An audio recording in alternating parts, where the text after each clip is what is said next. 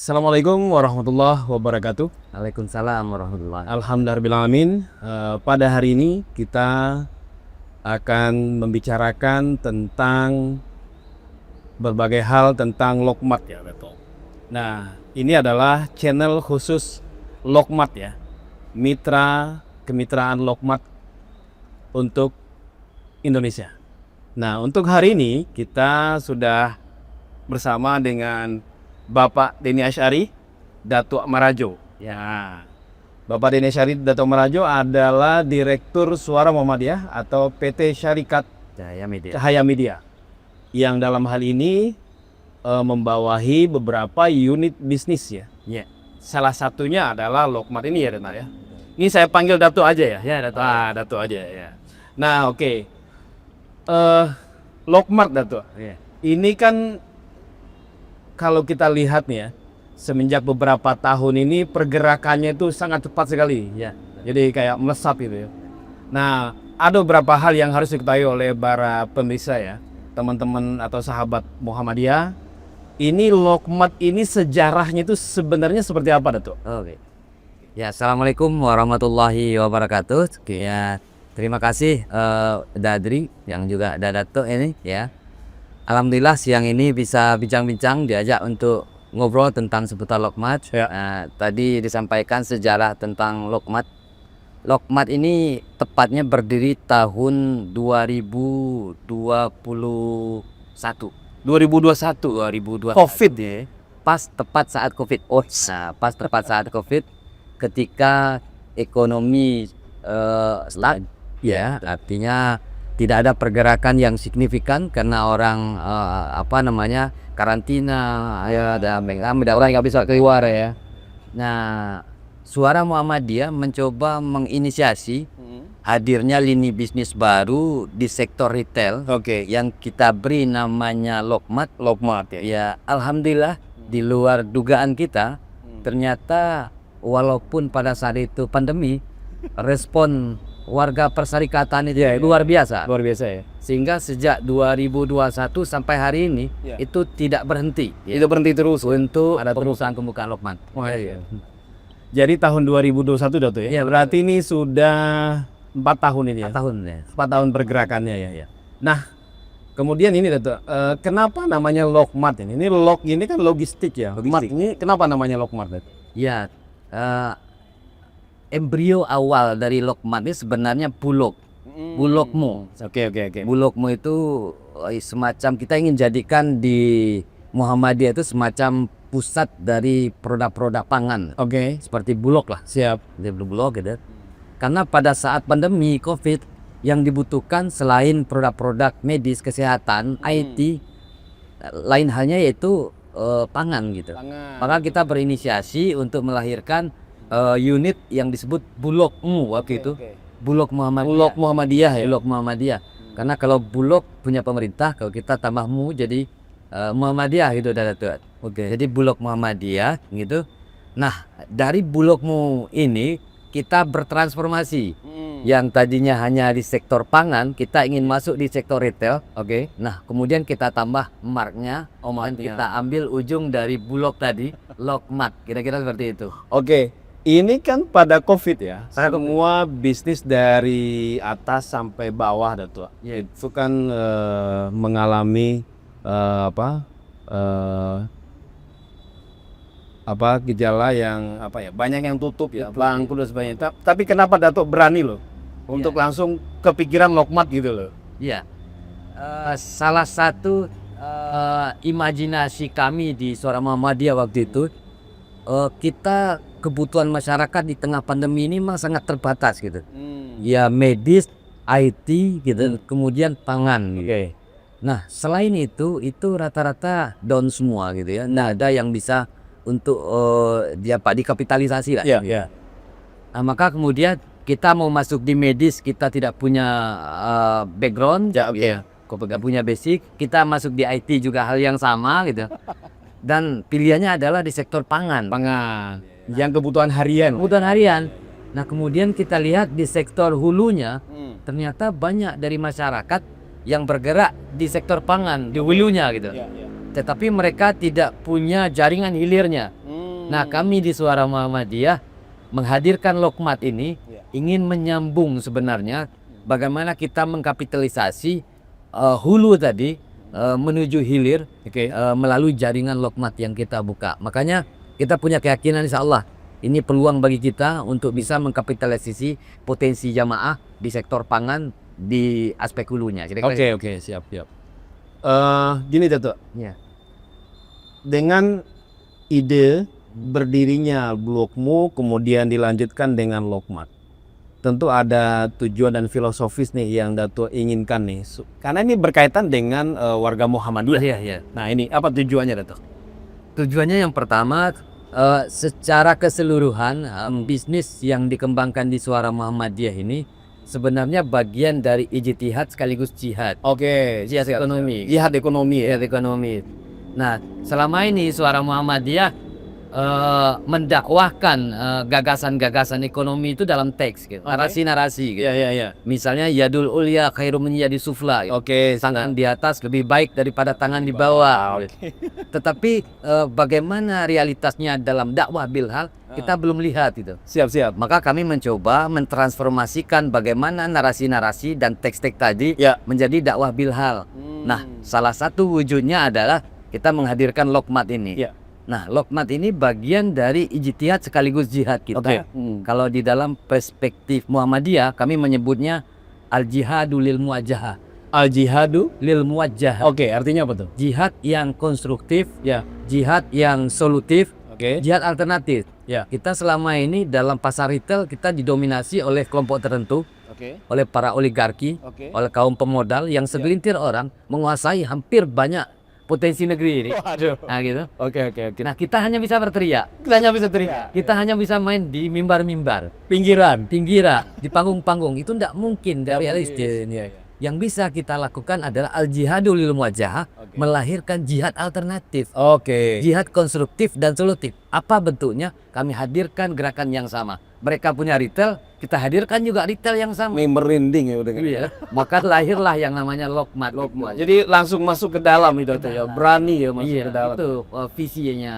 Oke. Jadi al-jihadu muwajjah ini ada unsur kebersamaannya di situ. Kebersamaan, betul ya. Ya, ada unsur jamaah di situ. Unsur jamaah. Karena memang kita tidak mungkin gitu. Saya sering mencontohkan Ya. berapa besar kekayaan seorang Khairul Tanjung Pois. yang dia masuk dalam salah satu dari 10 orang terkaya Indonesia. Tapi pertanyaannya, apakah seorang Khairul Tanjung bisa menghadang kekuatan para oligarki? Ya, tidak bisa juga. Oke. Apakah beliau bisa menghadang kekuatan para pemodal? Juga nggak bisa. Bisa. Jadi jawabannya tetap harus kekuatan jamaah. Ya. Nah, maka Lokmat ini orientasinya sebenarnya tidak pure 100% bisnis, Ya. tetapi menggerakkan inner dynamic, semangat juang gitu dari dalam warga Muhammadiyah atau jamaahnya untuk bergerak di sektor ekonomi. Kira-kira. Oke. Nah, ini kan kalau dia dengan pola seperti itu Dato, artinya permodalan Lokmat ini bukan murni dari SM atau Cahaya Media ya Dato ya? Ya, tidak. Nah, justru kami secara modal itu bottom up, tidak top down. Jadi dari warga Dari bawah, dari jamaah, ya dari warga. Mungkin sudah ada beberapa pelaku dulu di Perserikatan Muhammadiyah itu yang modelnya adalah pembiayaan itu dari atas, top down. Oke. Ternyata berhenti juga di jalan. Ya, ini di jalannya. Nah, kami ingin mencoba menggunakan perspektif lain, Ya. itu bottom up. Ya. Bagaimana kekuatan itu lahir dari bawah, modal itu lahir dari bawah, sehingga kekuatan kita itu menjadi satu ekosistem baru, kira-kira gitu. Oke, ya teman-teman di seluruh Indonesia seperti ini yang sempat saya riset sementara nih Dato.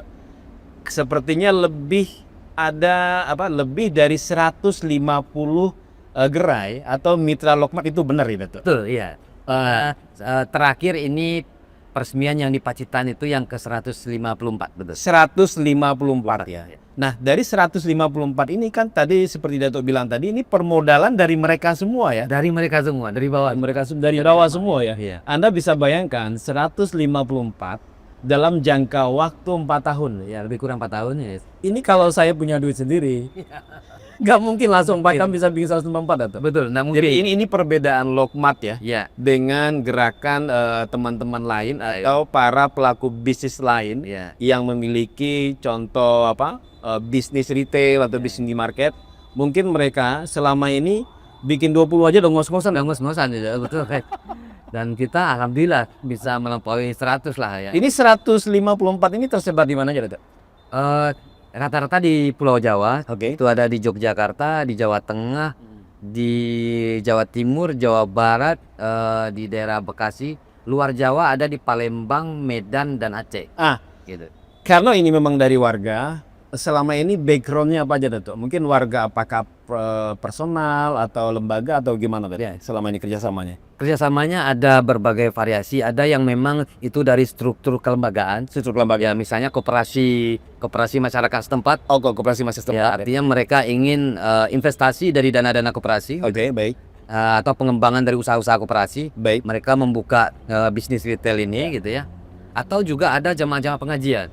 Nah, ini ada juga jamaah-jamaah pengajian. Ini warga Muhammadiyah. Warga Muhammadiyah. Oke, baik. Juga warga Muhammadiyah yang mereka berinisiasi pingin ada unit usaha. Unit usaha. Komunitas pengajiannya atau masjidnya. Oke. Ada juga itu sekolah. Oh, sekolah. Sekolah pendidikan lah ya. Oke, pendidikan. Lembaga pendidikan ya, ketimbang mereka harus uang keluar. Ya. Ya kenapa nggak dikapitalisasi potensi sekolah itu? Oke. Potensi lembaga pendidikan itu. Ya tinggal mereka buka Lokmat, artinya ada closed loop ekonomi. Oke, iya. Putaran ekonomi hanya di lingkungan mereka. Kenapa Oke. kita harus keluar gitu kan? Iya, iya. Dan ini juga trennya banyak. Ya, ya. Belakangan justru banyak tren lembaga-lembaga pendidikan. Dan juga yang menarik sekarang adalah non Muhammadiyah. Oke. Ya, bahkan juga ada di kalangan Warga non Muhammadiyah. ya, non Muhammadiyah. Oke. Dan bahkan juga ada kalangan non Muslim. Non Muslim juga. Juga ada ya. Wah. Artinya mereka tidak melihat lagi aspek keyakinan, Oke. aspek ideologis, Yes. tetapi memang aspek visinya, ya, Gerakannya ya. gerakannya bahwa ini memang murni bahwa gerakan soliditas sosial masyarakat setempat gitu. Yang menarik, Dato, tadi Dato bicara tentang closed loop ekonomi di bidang pendidikan. Ya, Ini kan sebuah ide baru ya. ya. Walaupun sebenarnya udah ada kesadaran zaman dulu. Biasanya kalau zaman dulu tuh ada koperasi mahasiswa, Dato. Nah, Dato melihat gimana nih dunia pendidikan Muhammadiyah sendiri dari SD, SMP dan perkampusan ya. Ya. Ini sudah mulai beberapa Lokmat udah mulai masuk. Sudah masuk, ya. Oh, udah mulai masuk ya. Ya betul. Jadi lembaga pendidikan Dato ya, artinya sekarang sumber income pengelolaan lembaga itu selama ini kan murni dari mahasiswa. Mulai mahasiswa. Oke. Ya kadang-kadang adalah bantuan dari pemerintah, Oke. buat penelitian dan lain-lain. Tetapi secara keseluruhan itu masih mengandalkan mahasiswa. Nah, sebenarnya lembaga pendidikan itu market yang sangat potensial dalam aspek apapun. Captive market. Apalagi di Muhammadiyah, sangat ideologis ini, sangat ideologis, gitu kan. Nah, sangat sayang, gitu.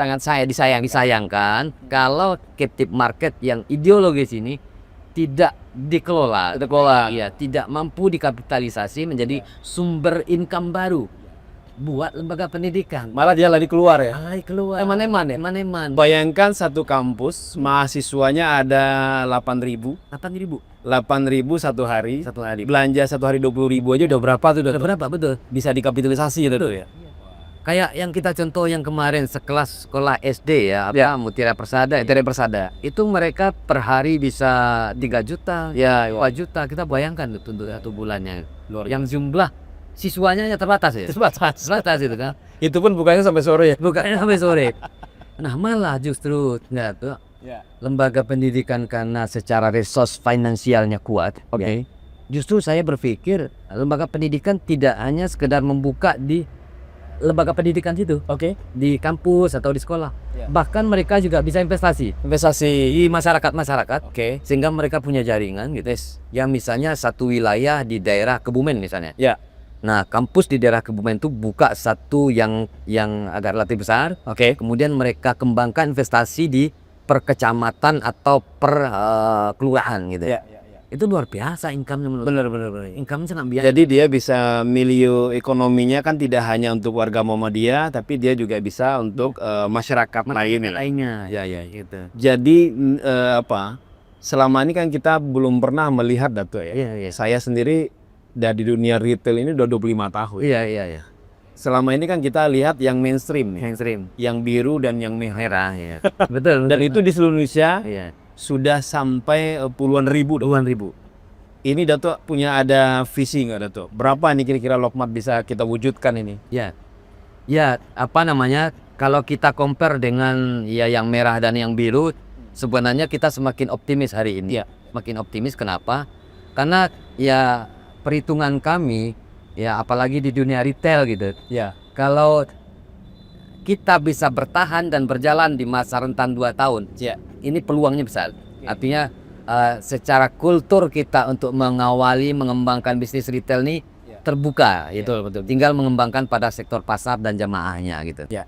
Maka kemudian kalau kita perhitungkan ya yang merah dan yang biru itu kan awalnya kan tahun 1988 tuh. Ya, ya betul. 1988 yang ya mungkin udah berapa puluh tahun, mungkin melebihi usia saya mungkin. Ya, udah luar biasa ininya. Perjalanan mereka adalah sangat panjang. Ya, makanya di kami di Muhammadiyah sebenarnya kalau kita per bulan saja loh, itu targetnya hanya 10, nggak perlu 10 aja, 10 saja. Artinya kita dalam 1 tahun bisa mengkapitalisasi 120 ya, 120 gerai, 20 gerai setahun. 1 tahun. Kalau kita bisa 10 tahun bertahan, ada 12.000 gerai. Ya, ya, ya. Kita nggak usah muluk-muluk. Nggak usah muluk-muluk. Iya, ya. 10 tahun. Nah, kita punya 12.000 gerai. Artinya kita ingin compare dengan yang biru dan merah, itu tidak jauh jaraknya. Tidak jauh jaraknya. Ya, ya. Ya, mereka kalau tidak salah saya sekitar 240.000 kalau enggak. Apa ininya gerainya. 20 ribuan baru. 20 ribuan. 20 ribuan. Ya. Kalau 20 ribu udah mendekati 24.000. Makanya sudah mendekati sebenarnya. Kalau kita bisa 1 bulan 10, artinya 1 tahun kita bisa 120 gerai. Ya, ya, ya. 10 tahun kita sudah bisa 12.000. Nah, ada deret ukur juga ya, biasanya namanya kecil-kecil sih. Kecil itu. Nah, yang paling menarik Dato, kalau gerai-gerai yang mainstream Iya. itu hasil dari bisnis ini kan terpusat. Ya. Terpusat ke kalau kita bilang ya personal atau oligarkis dan sebagainya. Ini yang menarik ini, Lokmat ini untungnya kemana Dato? Pertanyaannya itu. Ya, baik. Nah, karena memang apa namanya secara modal investasinya investasi jamaah, kemudian kelembagaan bisnisnya itu bisnis jamaah, maka hilirnya atau apa namanya outcome-nya dari hasil dari ini itu akan dinikmati 100% oleh jamaah. Oke, 100% Malah oleh jamaah. kami yang di belakang ini ya yang disebut mungkin manajemennya itu justru tidak mendapatkan apa-apa, tidak ada sharing profit, tidak ada bagi hasil, enggak ada. Mereka hanya kita layani bagaimana bisa memperbanyak membuka retail, kemudian secara budaya kita latih, punya kesadaran baru gitu. Hanya seperti itu aja. Jadi Karena PT Syarikat Cahaya Media atau Suara Muhammadiyah ini kan dalam istilahnya kan amal usaha Muhammadiyah. amal usaha Muhammadiyah. Jadi setiap Hasilnya ya masuknya ke Muhammadiyah. Muhammadiyah. Karena 100% saham PT Syarikat Cahaya Media ini atau Suara Muhammadiyah itu PP Muhammadiyah. 100%. 100%. Jadi nggak ada saham personal. Nggak ada saham personal. Jadi jangan khawatir. Iya. Jadi uang yang beredar ini di sini semuanya itu masuknya, kalaupun ada keuntungan hasil dari sini, gerakan bersama ini larinya ke Muhammadiyah. Muhammadiyah semua. Dan ketika lari ke Muhammadiyah tentunya adalah larinya tentang dakwah ya, sosial, ekonomi dan sebagainya ya. Mungkin teman-teman semua sudah tahu seperti apa sih pergerakan atau suara Muhammadiyah ya di negeri ini ya, dan duitnya banyak. Tanya insya Allah. Oke Dato. Ya. Apa kira-kira kenapa menurut Dato orang Muhammadiyah harus bergabung dengan Lokmat? Ya. Pertama, bahwa seperti yang saya sebutkan tadi, bahwa Lokmat ini tidak hanya bisnis oriented, artinya hanya untuk mencari keuntungan, Tidak hanya bisnis ansih ya. ansih. Tetapi seperti yang saya sebutkan di awal, ini bagian dari ijtihad sekaligus jihad di dalam sektor ekonomi. Kalau di Muhammadiyah disebutkan dakwah ekonomi. Oh, dakwah ekonomi. Dakwah ekonomi. Ini masuk dalam pilar ini dalam Pilar ketiga. Oh, pilar ketiga ya. Pilar pertama itu ada kesehatan. Pilar kedua itu ada pendidikan. Ya. Pilar ketiga itu ekonomi. Oke. Wajah Muhammadiyah di sektor pendidikan sudah tampak. Oke. Wajah Muhammadiyah di sektor kesehatan sudah tampak. Oke. Tapi wajah Muhammadiyah di sektor ekonomi itu masih abu-abu. Masih abu-abu. Masih abu-abu. Nah, Lokmat hadir sebenarnya ingin memperkuat dakwah itu, dakwah di sektor ekonomi. Ini tujuan kita pertama, kenapa kita ajak Ya. persyarikatan, para jamaah Jemaah. untuk bergabung memperkuat di sektor ekonomi ini. Ya, ya. Kemudian yang kedua, bahwa untuk menghadang kekuatan oligarki, Ya. para pemodal asing, para pemodal besar, Ya. itu tidak mungkin jalan nafsi-nafsi. Ya. Tidak mungkin jalan sendiri-sendiri. Betul. Ini sudah dicontohkan Rasul. Ya, Ketika Rasul membangun pasar di Madinah, Ya. Rasul tidak bisa melakukan secara nafsi-nafsi. Yes. Walaupun ada pasar Yahudi pada saat itu, Hmm. tetapi Rasul mengajak secara berjamaah untuk membangun al-suq al-manakha. Oke. Pasar alternatif yang dibangun Rasul secara berjamaah. Sebenarnya ini contoh real gitu. Ya. Bahwa kita untuk berkompetisi di sektor ekonomi tidak bisa nafsi-nafsi, Ya. tetapi harus berjamaah. Dan kepada jamaah Muhammadiyah, kalau kita ingin mewujudkan ekonomi yang berkeadilan, ekonomi yang berkemandirian, Siap. ayo kita bareng-bareng, Bareng-bareng. jamaah. Ya. Insya Allah hasilnya Hasilnya. itu juga untuk persyarikatan dan bareng-bareng. Dan jangan mengutuk Betul. apa yang tidak bisa kita lakukan. Kita lakukan. Nah, sekarang kita langsung action saja. Action saja. Nanti kita lihat bagaimana hasilnya. Hasilnya. Dan ini tentu butuh dukungan. Ini dari stakeholder Muhammadiyah sendiri mendukung nggak nih Dato' Lokmat ini, Dato'? Alhamdulillah dari stakeholder terutama sekali yang kita butuhkan jamaah. Oke. Yang kita butuhkan warga-warga Muhammadiyah di level grassroots, Oke. bawah, yang memang mereka haus untuk gerakan ekonomi ini, untuk dakwah ekonomi ini. Mereka tidak punya kepentingan politik, Ya. mereka tidak punya kepentingan sampingan Oke. yang sifatnya subjektif. Oke. Maka sampai hari ini kami melihat gerakan di bawah untuk buka gerai-gerai Lokmat itu masih tinggi dan Masih tinggi ya? masih tinggi. Minat tuh masih banyak pertanyaan, masih feedback kan masih bagus. Masih banyak di daerah-daerah. Bahkan di luar Jawa sendiri itu luar biasa antusias. Biasa. Makanya termasuk yang akan kita up besar-besaran Ya. itu di wilayah Sumatera Utara, Sumatera Utara ya? Medan. Oke. Itu jelang Muktamar 2027 Oh, ada Muktamar 2027 Muhammadiyah. Muhammadiyah. Oke. Dan nanti Lokmat akan kita buka besar-besaran di sana. Oke. Dan kepada warga persyarikatan yang ada di Sumatera Utara, nantikan kami atau hubungi kami Ya. untuk kita berkolaborasi segera. Roadshow ya. Iya. Oke. Ini ada teman-teman, sebenarnya ada hal yang menarik. Ini rahasia, tapi sebenarnya nggak jadi rahasia. Iya. Pak Denny Asy'ari ini sebenarnya nggak punya background di retail, Kita punya ilmu retail ya. tapi bisa membuat gerakan ini dalam 4 tahun itu jadi 154 gerai. Itu gimana ceritanya Pak Dato'? Iya. Ya memang apa namanya? Seperti yang saya sebutkan awal tadi Dato'. Iya. Jadi kehausan warga itu tidak hanya pada aspek ekonominya, Oke. gitu. Tapi dia ingin melihat bahwa dan ingin membuktikan sekali gitu. Bahwa Muhammadiyah yang katanya mitosnya Mitosnya ya. tidak bisa mengelola ekonomi secara berjamaah, Oke. mereka itu terdorong Oke. untuk membantah mitos itu. Bahwa kita sesungguhnya bisa mengelola ekonomi secara berjamaah. Selama ini kan sendiri-sendiri. Iya. Mereka itu haus gitu. Nah, saya ini peran dan posisinya satu sebagai provokator, yang kedua lebih kepada marketing. Nah, itu saja lah tuan.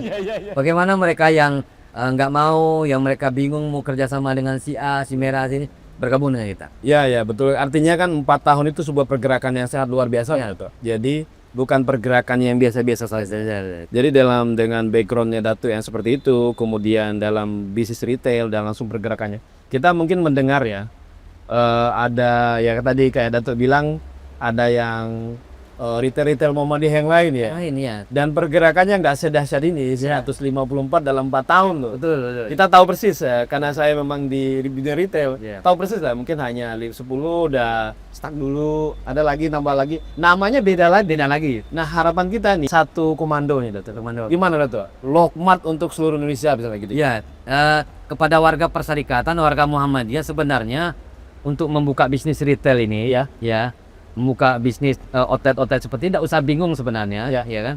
Pertama itu lihat pada portofolio Oke. atau track record di lingkungan perserikatan. Ya betul. Ya, artinya mungkin banyak di lingkungan perserikatan itu yang ada buka nama A, nama B, nama C. Tapi track recordnya seperti apa? Oh iya. Apakah sudah punya portofolio untuk bisnis retail atau belum? Yes. Kalau belum, pastikan itu dengan Lokmat. Yes. Karena Lokmat satu, secara eksistensi dia masih terus berjalan, ya. Kemudian yang kedua, secara benefit jelas untuk perserikatan, ya. Yang ketiga, ini eksperimen kita untuk mematahkan mitos bahwa Muhammadiyah tidak bisa bisnis secara banyak berjamaah. Dan kita buktikan, dan 154 gerai ini sebenarnya sudah sinyal lampu kuning menunjukkan bahwa kita bisa untuk mengelola bisnis retail ini secara bersama gitu. Oke, teman-teman, ini sangat luar biasa pembahasan kita tentang Lokmat. Ini tentu akan ada sesi-sesi berikutnya. Ini menarik banget karena ini baru kita kupas kulitnya. Di dalamnya akan seperti apa? Mungkin kita akan ada podcast berikutnya Datuk Karena secara modal pun juga murah nih Datuk. Modalnya murah ya? Murah. Jadi kan ada kekhawatiran melihat yang biru dan merah itu kan budgetnya iya betul. Gimana Datuk? Modal permodalannya gimana? Itu kan kalau yang tetangga-tetangga itu ada yang hampir setengah M, ada yang 1 M. Ini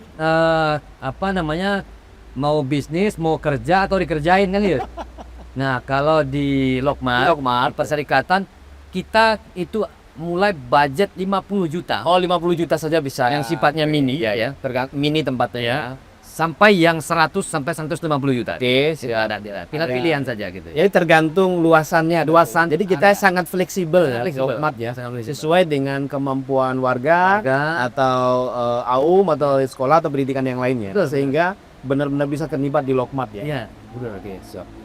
Nah, jadi kalau nanti orang mau ikut Lokmat, kontaknya kemana ada tuh? Nanti bisa kontaknya ke admin, nanti ke nomor yang di bawah ini Nanti silakan hubungi kami atau bisa langsung ke media sosial, platform media sosial Lokmat yang ada di Facebook, ada di Instagram, ada di TikTok, langsung japri saja. Oke. Insya Allah kita akan langsung tindak lanjuti. Kalau langsung konsultasi dengan Dato boleh ya? Sangat bisa. Tinggal ditentukan waktunya, Insya Allah kami akan hadir di lokasi Bapak dan biasanya Dato ini sering goso ya kemana Pak ya? Ini salah dalam waktu dekat rencananya di Temanggung. Oh Temanggung, Temanggung. Ya, SMK Temanggung. Siap. Terima kasih Dato. Siap, terima kasih. Kak Denny Asyari Dato Marajo. Ya. Ini sangat luar biasa podcast hari ini kita membahas tentang Lokmat.